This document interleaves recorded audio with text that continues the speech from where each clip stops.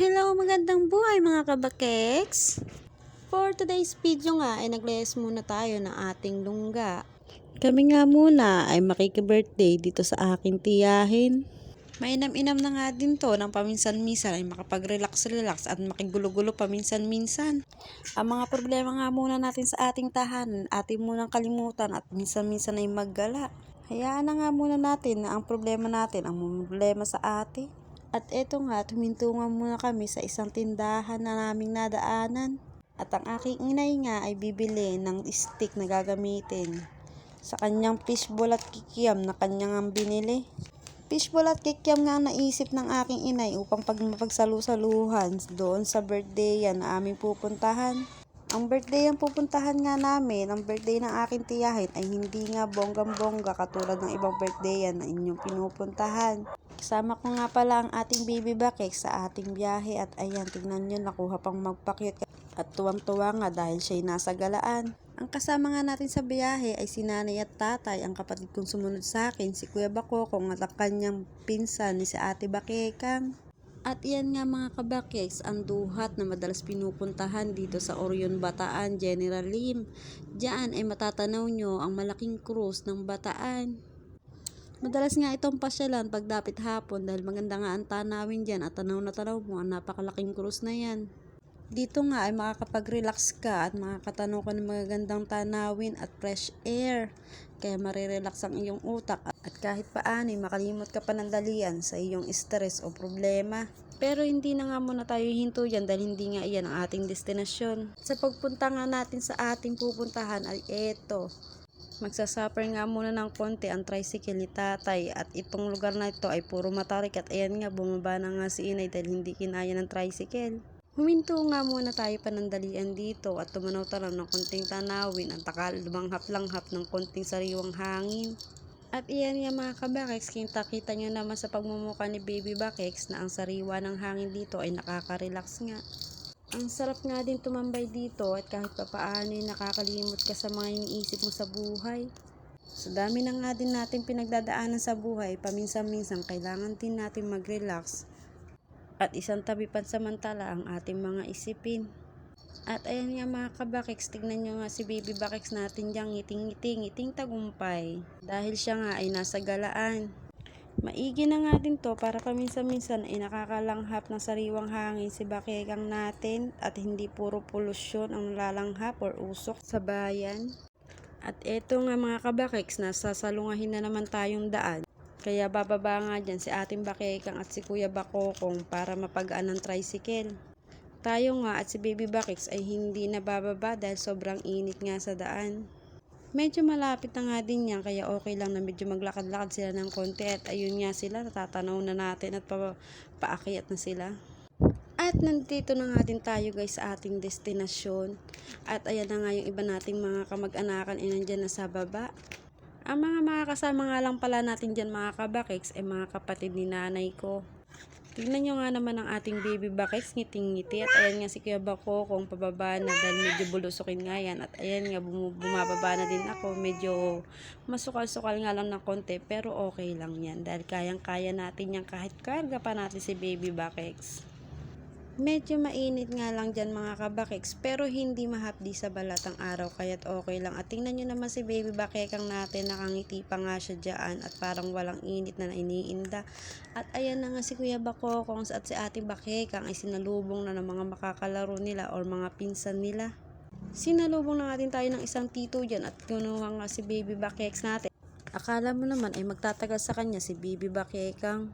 At nandito na nga tayo mga kabakek sa kubo or tinitirahan dito ng ating tita o ng aking tiyahin at ayan na nga sila, ayan ang kapatid kong bunso at ayan yung sinundan niya na kapatid ko din.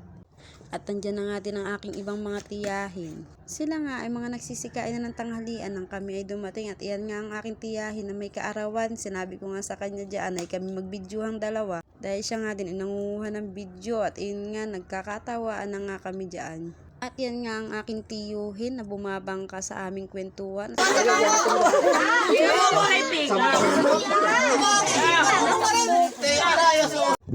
Matapos nga ang kwentuhan ay ito nga at nagpahuli na ng kakatayang bibi at native na manok ang aking tiyahin. At ayan nga si Baby Bakex, mahabol na sa akin. At pumasok nga ako dito sa loob ng kubo ng aking tiyahin. At sinilip ko nga kung anong kanilang lulutuin. At ayan nga ang bilo-bilo at pansit na kanilang lulutuin. At habang abala nga dyan sa loob, ay eto naman ang aking dalawang pinsan, nagkakatay na ng native na manok. At eto namang aking nanay, iniready na ang kanyang kawali at paglulutuan ng fishball at kikiam niya. Fishball at kikiam na pagkakaguluhan nga natin maya-maya lamang. At ayan nga, at sinalang na nga ni nanay ang kikiam at fishball. At may pahabol pang ang hotdog. Hotdog na paborito ni Kuya Bakokong. At ayan nga, sinisimulan na nga nila magtusok-tusok dyan. At ayan nga ang sauce na ginawa ni inay. At ayun nga si Kuya Bakokong, busy na nga magtusok-tusok din ang kanyang hotdog. At ayan na nga sila pinagkakaguluhan ng fishball at kikiam ni nanay. Nakakatuwa nga lang din at kahit paminsan-minsan ay ganito ay nagaganap namin ng mga ganitong pangyayari. Kahit simpleng pagkain nga lang ay masaya na nga kami. Napakasaya nga namin magkakamag-anak pag kami nga ay nagkakasama-sama. At ayan na nga ang bilo-bilong niluto ni tita ko. Mukhang masarap at napakasarap naman talaga ng bilo-bilo na yan. Color pink. Ang tita ko nga may birthday, ang nagluto niyang bilo-bilo na yan. Napakasarap na bilo-bilo na yan. At iyan nga, inumpisahan na din nilang lutuin ng pansit. Nagtutulong-tulong nga po ang magkakapatid dyan. Nalutuin ng konting pagsasalo-saluhan. Ganito nga kami magkakamag-anak sa side ni nanay ko. Kapag kami magkakasama, medyo magulo at hindi nga nawawala ang picture-picturan. Magulo pero ang saya-saya, hindi mawawala ang tawanan at kulitan. Ito nga ang ilan na kakulitan nila. Kita mo muna po si ate!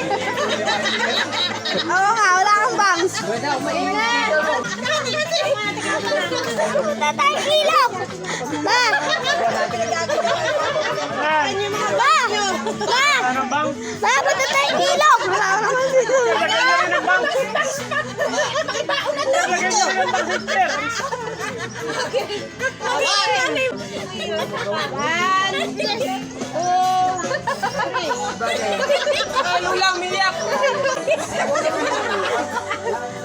Fast forward nga natin ng konti mga kabakiks dahil nga napakagulo nga nila nanay ko dyan at pinagkakabalahan nila kung paano nila pauupuin si Lola. Sama ko! Ito!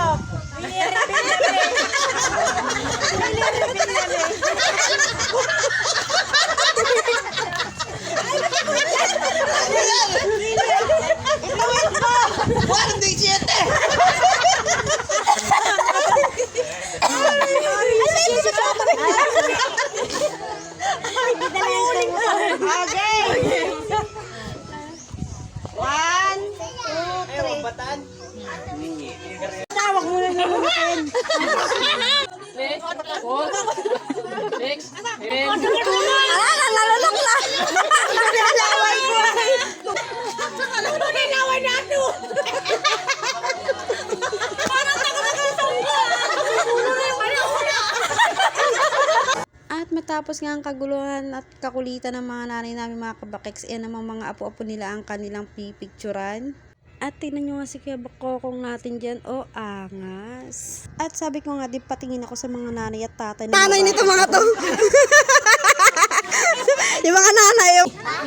At syempre mga kabakiks, hindi magpapahuli ang mamit dati ng mga bagets. At ito, nakaisa din nga kami. At ito na nga din mga kabakiks na luto na ang pansit at sopas. Sopas or manok na may konting sopas. Kanya-kanyang kain na nga lang kami dyan mga kabakiks dahil pulong-pulong nga kami ng kwentuhan. At eto nga pauwi na kami. At ayan na si Kuya Bakokong may bit-bit ng saging. Kanya-kanya na nga kami bit-bit ang maiuwi namin sa aming mga bahay. At ayan nga si Kuya Bakokong mga kabakiks nagre-reklamo dahil mabigat daw ang kanyang bibit-bitin at tinatawag pa nga niya dyan sa kanyang mami. Dito nga mga kabakik sila tita ko, hindi ka uuwi na wala kang bit-bit. Pwede kang may bit-bit na saging, puso ng saging, or buko. Marami kang pwedeng uwi. At iyan nga, nagbababay na nga ako dyan kay tita ko dahil uuwi na nga kami at pahapon na.